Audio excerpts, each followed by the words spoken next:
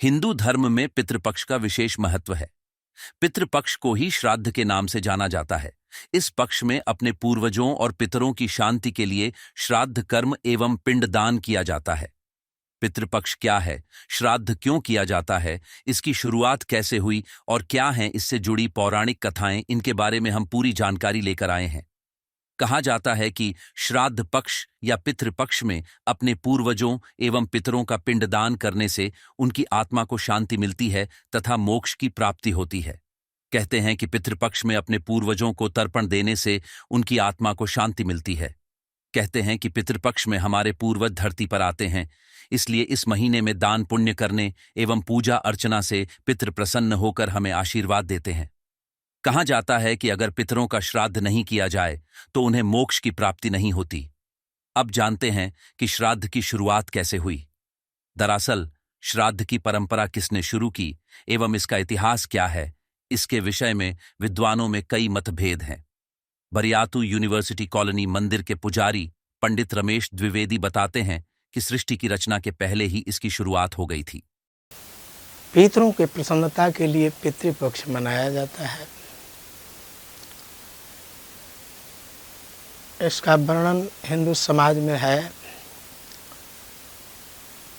और पितृपक्ष में कि पितृ के तर्पण से उद्धार होता है, ऐसा वेद पुराण भी कहते हैं। वायु पुराण, अग्नि पुराण और गरुड़ पुराण, ये तीनों में वर्णन है। ब्रह्मा जी ने सृष्टि से पहले गयासुर की सृष्टि की, पति की।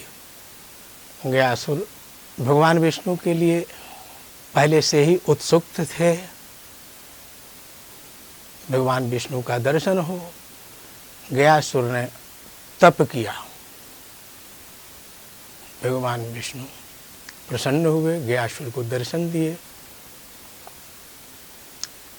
गयासुर ने दर्शन दिए और गयासुर ने से बोले कि गयासुर, आपके तब से मैं प्रसन्न हूँ, आप मुझसे वर मांगिए। गयासुर ने फिर वर मांगा कि आप सशरीर हमारे शरीर में निवास करें। वरदान में गयासुर ने ये मांगा कि भगवान विष्णु मुझ पर प्रसन्न नहीं हैं, तो हमको ये वरदान दिए कि ये हमारा जो दर्शन करे उसके सारे पाप नष्ट हो जाएं और किसी प्रकार का उसके शरीर में अगर रोग भी है, वो रोग भी उसका समाप्त हो जाए। ऐसा विष्णु से वरदान मांग करके गयासुर पूजनीय बने और गयासुर की पूजा इस हिंदुस्तान में पितृ तर्पण के लिए जो करते हैं उनका 108 कुल और 7 पीढ़ियों का उद्धार होता है। बहुत से ऋषि ऐसे हैं जिन्होंने पिंडदान किया। रामकृष्ण परमहंस और पांडव लोग भी अपने पितरों के उद्धार के लिए गया में पिंडदान किए थे। प्रेतशिला एक स्थान है जो पत्थरों से बना हुआ है, उस प्रेतशिला पर जाकर के भी लोग पिंडदान करते हैं। ये 15 दिनों का पर्व व्यवहारिकता के साथ मनाया जाता है। इसके अलावा पितरों के तर्पण का वर्णन रामायण और महाभारत काल के समय में भी मिलता है। भगवान राम ने अपने पिता दशरथ की मृत्यु के बाद उनका श्राद्ध किया था, जिसका उल्लेख रामायण में मिलता है।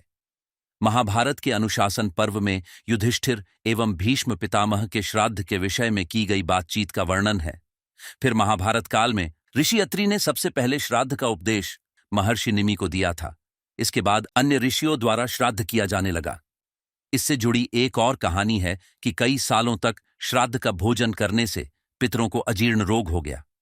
इसके बाद लोग ब्रह्मा जी के पास गए और इस रोग से मुक्ति का निवारण पूछा। फिर ब्रह्मा जी के कहने पर अग्निदेव भी यह भोजन साथ ही करने लगे। इसी समय से श्राद्ध में सबसे पहले अग्निदेव का भाग दिया जाता है। इसके अलावा मार्कंडेय पुराण की एक कथा के अनुसार रुचि नाम का एक ब्रह्मचारी साधक था। वह वेदों के अनुसार साधना कर रहा था। उसे तप के दौरान अपने 4 पूर्वज जो पितृ बन चुके थे वे दिखाई दिए, जो कि कष्ट भोग रहे थे। पितरों ने रुचि से कहा कि हम यहां पर कष्ट भोग रहे हैं, तुम तिथि निकालकर हमारा श्राद्ध करो। तब पहली बार उसने पूर्वजों की आत्मा की शांति के लिए श्राद्ध किया। भारतीय शास्त्रों के अनुसार श्राद्ध की परंपरा वैदिक काल से ही जारी है।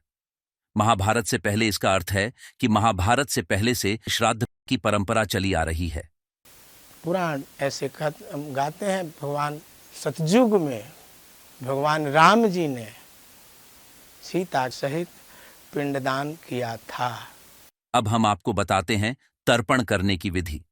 पितृपक्ष में तर्पण देने की भी विधि है, जिसका पालन जरूरी होता है। अपने पितरों को तर्पण देने के लिए अक्षत, तिल, कुश एवं जौ का प्रयोग करना चाहिए। सर्वप्रथम देवताओं को तर्पण दिया जाता है। देवताओं को तर्पण देने के लिए पूर्व दिशा की ओर मुख करके कुश एवं अक्षत से तर्पण किया जाता है। देवताओं को तर्पण देने के बाद कुश एवं जौ से ऋषियों को तर्पण दिया जाता है।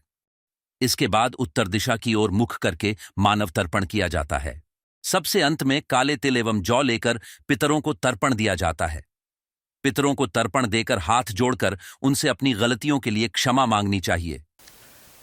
पूजन में तिल, जौ, चावल, सबको चावल, उजला चंदन, उजला फूल, कुशा, पुष्पमाला इत्यादि से पितरों की पूजा की जाती है। पितृपक्ष में तिथियों का भी खास महत्व है। पितृपक्ष जब शुरू होता है तो हर दिन एक अलग तिथि होती है। इस साल 29 सितंबर से 14 अक्टूबर तक पितृपक्ष पड़ रहा है। 29 सितंबर को ही पूर्णिमा तिथि भी है। पूर्वजों के श्राद्ध की तिथि उनकी मृत्यु के समय के अनुसार तय की जाती है। हमारे पूर्वजों के निधन जिस तिथि में हुआ हो, इस तिथि अनुसार उनका पिंडदान एवं तर्पण किया जाता है। अगर किसी के पूर्वज की मृत्यु पूर्णिमा तिथि को हुई है तो उनका श्राद्ध भी पूर्णिमा तिथि को ही किया जाता है। इसी प्रकार अगर किसी के पूर्वज की मृत्यु द्वितीया तिथि को हुई है तो उनका श्राद्ध द्वितीया तिथि में ही किया जाता है। अगर हमें अपने किसी पूर्वज के निधन के विषय में तिथि का पता ना हो तो उन पूर्वजों का पिंडदान अंतिम दिन यानी सर्वपितृ अमावस्या के दिन किया जाता है। दान, वस्त्र वगैरह ब्राह्मणों के भोजन कराने का भी वर्णन है। तत्पश्चात गाय, कुत्ता, कौवा ये तीनों का भाग निकाल करके पहले दिया जाता है। तत्पश्चात ब्राह्मण भी भोजन करते हैं। ये तो हुई कि श्राद्ध क्यों करते हैं एवं इसकी शुरुआत कैसे हुई। अब जानते हैं कि ऐसे कौन कौन से कार्य हैं जिन्हें पितृपक्ष के दौरान नहीं करना चाहिए। भले ही वर्तमान में हम में से बहुत से लोग इन कार्यों को वर्जित नहीं मानते, लेकिन हिंदू धर्म की पुरानी परंपरा को देखते हुए इन कार्यों को वर्जित माना जाता है। पितृपक्ष या श्राद्ध के दौरान नए कपड़ों को खरीदना वर्जित माना जाता है। पितृपक्ष के दौरान बालों को काटना एवं दाढ़ी बनाना भी वर्जित माना जाता है। पितृपक्ष के दौरान तामसिक भोजन नहीं करना चाहिए। इस दौरान सात्विक भोजन ही करना चाहिए। इस पवित्र पर्व में पितृपक्ष में भोजन में मांस मछली का त्याग करना चाहिए। 15 दिनों तक नख, बाल, दाढ़ी इस सब का त्याग करना चाहिए। ब्रह्मचर्य धारण करना चाहिए। पितरों के प्रति श्रद्धा रखना चाहिए और श्रद्धा का नाम ही श्राद्ध है। श्रद्धा से मनाने वाला यह पितृपक्ष पितरों के उद्धार के लिए किया जाता है। जो वंशज इस पितृपक्ष को पितृ के लिए जलदान करते हैं, पिंडदान करते हैं, उनके पूर्वज उन पर प्रसन्न होते हैं और उनके वंशजों को आशीर्वाद देते हैं। उस आशीर्वाद से वंशज सदैव ही फलते फूलते रहते हैं, आगे बढ़ते रहते हैं। भगवान की कृपा से, पितृलोगों की कृपा से, धन संपदा से पूर्ण होते हैं। इसलिए पितृपक्ष मनाने का ये अवसर हम लोगों को प्राप्त हुआ है और मनाना चाहिए। इतने ही में मेरा कथन समाप्त होता है। इसके अलावा पितृपक्ष का खास मंत्र भी है जिसका उच्चारण किया जाता है।